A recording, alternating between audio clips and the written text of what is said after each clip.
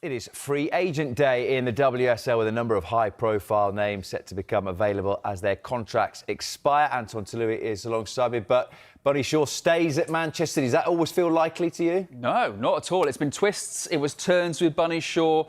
Basically, talks only really took place over a 36-hour period. After a couple of weeks ago, Manchester City thought negotiations were going to end, but City came back to the table and, crucially, offered more money. More money than Chelsea were offering to bring Bunny Shaw to West London.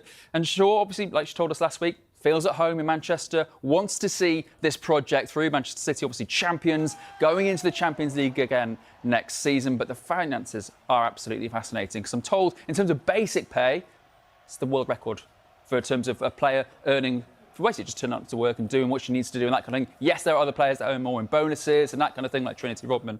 But yeah, in terms of the contract, it's absolutely huge, worth in excess of £1.2 million a year. A 4-year deal for a 29-year-old. So some people are saying, is it a little bit risky on City's part? Well, you could argue, if Bunny Shaw is the most prolific striker in England right now, and the market's ever growing, this deal could look like a bargain in a couple of years' time when other number 9s come on the market as well. They've got one of the best players in the world locked down for the next 4 years. They're very happy at Manchester City. And as you implied there, she was wanted by Chelsea. It will be a big summer for them. They've lost their title. I'm sure they won't like that. How does that affect them, you would say? So the plan was for them, bring in Bunny Shaw and then bring in potentially the most sort of rated teenager in European football in Felicia Schroeder. Now, she is a 19-year-old striker playing at Häcken in Sweden. She scored 30 goals in the league last season. She scored hat-trick in the final of the Europa Cup, which is the female Europa League, this season.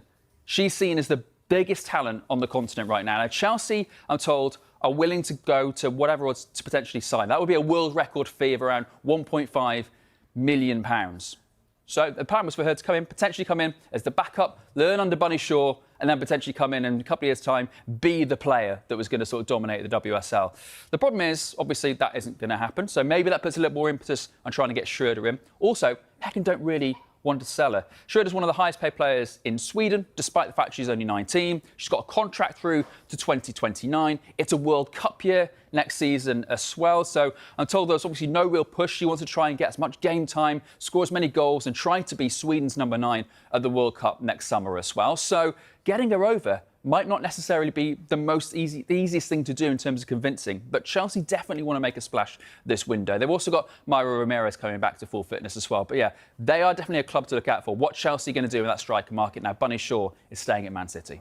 More from Anton throughout the course of the day, but thank you very much for the moment. Talk about London City Lionesses, who I think it's fair to say went for it in their first season in the WSL. Are they going for even more second time rounds? Even bigger this time around, because there is a rather high chance they might be signing a 2-time Ballon d'Or winner in Alexia Putellas. Now, she is out of contract to Barcelona at the end of June. Now, we all know the club were desperate for her to stay. She is the favourite to win the Ballon d'Or this year as well. She's been that good. She was named the player of the tournament in the Champions League this season. Obviously, captain Barcelona to the trophy this weekend as well. But London City have had, well, they've had a contract offer on the table for quite a long time, and it's worth quite a lot more than Barcelona are offering her. She's at a point in her career, well, this would be the biggest payday of her career. So she's weighing it up. She's asked for a little bit more time to consider things. Reports in Spain are suggesting that decision may come later this week, but obviously she wants to take as much time as she wants. And London City are prepared to give her as much time as possible, because there's a massive chance she could end up in the WSL next season. Interestingly enough, like I said, she's the favourite to win the Ballon d'Or. So would she give up a few months of Ballon d'Or buzz to potentially move to London City, who aren't in Europe next season?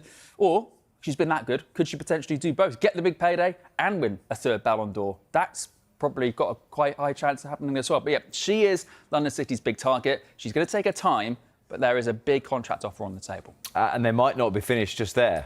No, they're also hoping to bring her Barcelona teammate Mapi León over as well. She's won the Champions League 4 times, one of the sort of most cultured and most successful centre-backs in Europe.